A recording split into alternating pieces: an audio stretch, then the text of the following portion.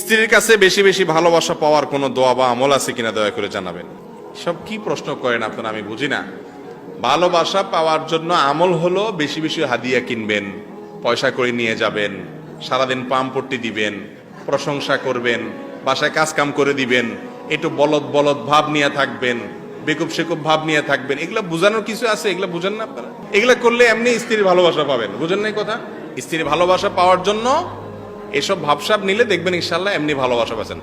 আমি একটা কথা সবসময় বলি, বাসায় গিয়া খুব বেশি চালাক চালাক ভাব ধরবেন না।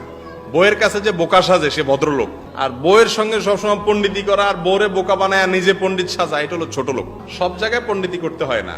আর জগতে দূরে পণ্ডিতি করে বেড়ান, বাসা আসলে একটু বেকুব সেকুব থাকবেন, বোকাশোকা থাকবেন, যাতে বউ মনে করে আরে কিছুই বুঝে না বেচারা, আমি তো সব বুঝি। ভাবটা এমন।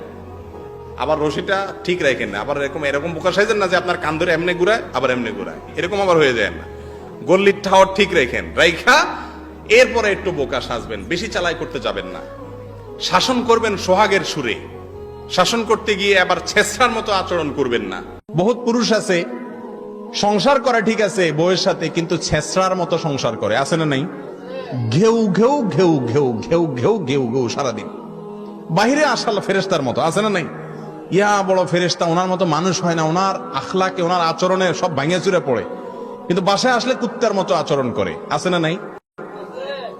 নবীজি বলেছেন খায়রুকুম খায়রুকুম লিআহলিহি ওয়া আনা খায়রুকুম লিআহলি। তোমাদের মধ্যে এই যে আমরা অনেকগুলো লোক আজকে একত্র হইছি, আমাদের মধ্যে সবচেয়ে ভালো আল্লাহর কাছে ওই লোকটা যেই লোকটা তার বউয়ের কাছে ভালো,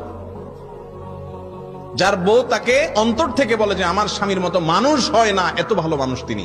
এই সার্টিফিকেট যদি বউয়ের কাছ থেকে পাইতে পারেন তাহলে কিল্লা ফতে। আর নবীজি বলেছেন আমি তোমাদের মধ্যে পরিবারের কাছে সবচাইতে ভালো মানুষ। আমাদের অবস্থা হলে আমরা বাইরে যত ভালোই থাকি না কেন, বউয়ে আমাদের সবার গোমর সব জানে।